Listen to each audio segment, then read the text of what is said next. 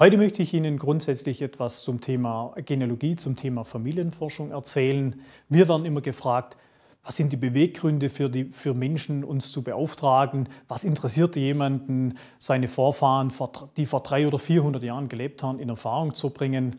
Das Interessante ist, das Thema Familiengeschichte, wo komme ich her, ist ein Thema, das fast alle Menschen mehr oder weniger beschäftigt. Wenn Sie heute im Internet recherchieren, ist das häufigst gegoogelte Thema das Thema Erotik und das zweithäufig gegoogelte Thema das Thema Familiengeschichte. Es besteht ein primäres Bedürfnis, ein Urbedürfnis bei uns Menschen zu erfahren, wo wir herkommen. Das ist bei den einen ausgeprägt und bei den anderen nicht so ausgeprägt. Aber letztendlich schafft das Wissen um die Familiengeschichte schon ein Stück weit Identität, es schafft eine Verwurzelung, das schafft ein Gefühl für Familie und für Traditionen. Und gerade wir, auch hier in Deutschland, leben jetzt in der Zeit, in der wir auf der einen Seite noch die Möglichkeit haben, Zeitzeugen zu interviewen, die Kriegs- oder Nachkriegszeit erlebt haben. Das biologische Fenster wird sich in den nächsten Jahren schließen. Und wir haben natürlich auch ein bisschen das Problem, dass unsere Eltern- oder Großelterngeneration verständlicherweise nach dem verlorenen Zweiten Weltkrieg nach 1945 nicht viel über die Vergangenheit erzählt haben. So ging es mir bei meiner privaten Familienforschung auch, war ganz ein maßgeblicher Punkt für mich, mit meiner Familiengeschichte zu beschäftigen, weil mir kaum jemand was erzählt hat. Wie geht man so ein Thema an? Das ist eigentlich eine ganz einfache Frage. Zunächst einmal würde ich mich immer grundsätzlich mal in der Familie umhören. Gibt es eine alte Tante, gibt es noch jemand aus der Eltern- oder Großelterngeneration, der erzählen kann? Wir können bei Proaralica sehr viel recherchieren, aber wir können nur das recherchieren, was jemand aufgeschrieben hat und was dann noch in einem Archiv erhalten geblieben ist. Diese mündlichen Überlieferungen, diese Geschichten machen aber eine Familiengeschichte, eine Familienchronik abschließend dann erst recht lebendig und greifbar.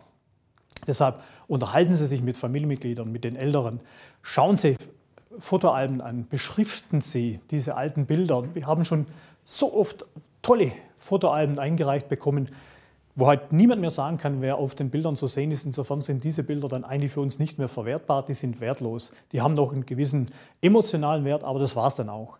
Beschriften Sie Bilder. Dann schauen Sie, was gibt es an alten Unterlagen und Dokumenten. Wir hatten gestern Kunden im Haus, die haben uns solche alten Familienpässe, Stammbücher mitgebracht. Auswertungen, Aufzeichnungen, das Ganze heute teilweise schon in digitaler Form auf USB-Stick. Sowas ist in den meisten Familien noch vorhanden. Man muss noch ein bisschen nachfragen, man muss noch ein bisschen graben. Dann hat man zumindest mal Informationen über Eltern, Großeltern, vielleicht sogar Urgroßelterngeneration und schafft damit schon den Sprung ins 19. Jahrhundert. Wir beginnen mit unseren Nachforschungen immer dort, wo das Wissen der jeweiligen Familie aufhört. Wenn eben die letzten Daten um 1890 sind, setzen wir dort an. Wenn sie weiter zurückreichen bis 1830, setzen wir mit unserer Nachforschung beim letzten gesicherten Datum an. Wenn es dann darum geht, wie mache ich weiter, wenn ich jetzt das Umfeld mal sondiert habe, die Daten festgehalten habe, dann gilt es immer grundsätzlich festzuhalten und zu klären, mit welcher Zielsetzung gehe ich in so ein Thema dran. Wir erleben es bei Proaralica so häufig, da wird mal da ein bisschen was gemacht, hier ein bisschen was gemacht, aber nichts zielgerichtet, nichts Vernünftiges. Sehr viel Zeit investiert, teilweise auch relativ viel Geld investiert und es kommt nichts Vernünftiges dabei raus. Deshalb klären wir mit unseren Kunden, mit den Familien, für die wir arbeiten dürfen, am Anfang immer, was soll die Zielsetzung der Arbeit sein. Und da unterscheiden wir in der Genealogie zwischen Stammbaum und Ahnentafel. Was Sie hinter mir sehen, ist der Stammbaum meiner Familie, der Familie Heimbach. Und der Aufbau eines Stammbaumes ist ganz klar. Oben in der Krone des Baumes sind die jüngsten Mitglieder der Familie. Da stehe ich, das sind meine Geschwister, das sind die Nachkommen. Im Stamm sind Stammvater und Stammmutter, also meine direkten Vorfahren. Links und rechts daneben die jeweiligen Geschwister. Das heißt, so ein Stammbaum ist selbsterklärend. Diese Generation hier hatte 1, 2, 3, 4, 5, 6, 7, 8, 9, 10, 11 Kinder. Mein Stammvater war das 5. geborene Kind. Die älteren Geschwister stehen links vom Stamm, die jüngeren stehen rechts vom Stamm. Deshalb kann es auch verständlicherweise keine Vordrucke für Stammbäume geben. Alle Personen, die hier drauf sind, haben eines gemeinsam, den Namen. Das sind geborene und eingeheiratete Heimbachs.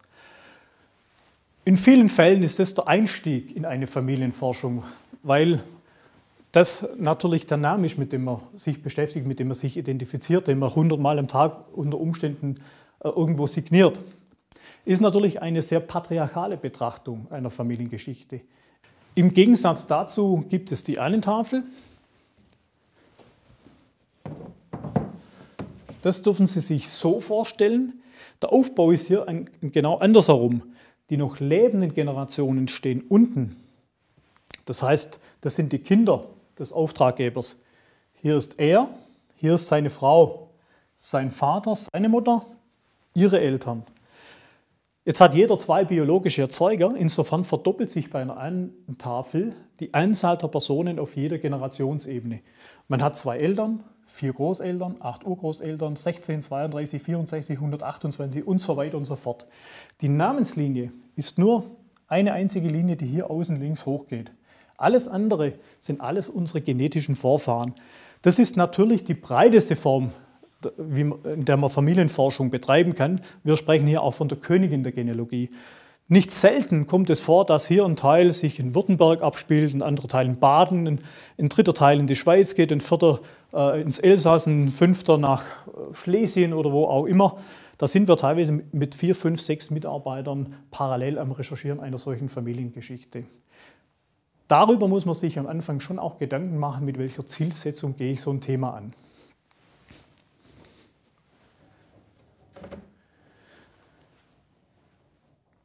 Wenn eine Familiengeschichte dann recherchiert ist, dann ist es, denke ich, auch ganz wichtig und sinnvoll, diese Ergebnisse in eine entsprechende Form zu bringen. Wir bei ProHeraldica schreiben, wenn wir einen Stammbaum recherchieren, erstellen eine Chronik in 2 Bänden. Zum einen einen Chronikteil und zum anderen eine entsprechende Dokumentation. Im Chronikteil erklären und erzählen wir die Familiengeschichte chronologisch, so wie sie im regionalgeschichtlichen Kontext auch stattgefunden hat. Damit wird Familiengeschichte erlebbar, sie wird nachvollziehbar und sie bleibt spannend. Man lernt auch dabei. Die Dokumentation ist insofern wichtig, dass jede wissenschaftliche Arbeit natürlich auch von der Wiedergabe der Quellen lebt. Für uns ist es wichtig, dass wir die Originaldokumente, wenn möglich, ablichten, Übersetzungen dazu liefern, sodass unsere Kunden den Wortlaut der Originaldokumente nachvollziehen können, Detailinformationen bekommen und vor allem auch Belege für die Ergebnisse haben. Dann macht das Ganze Sinn, dann kann man das weitergeben und kann man es irgendwann auch fortschreiben. Das kann man in ganz unterschiedlicher Art und Weise binden und dokumentieren. Da sind die Wünsche unserer Kunden auch sehr vielseitig. Da können wir auf entsprechende Wünsche eingehen.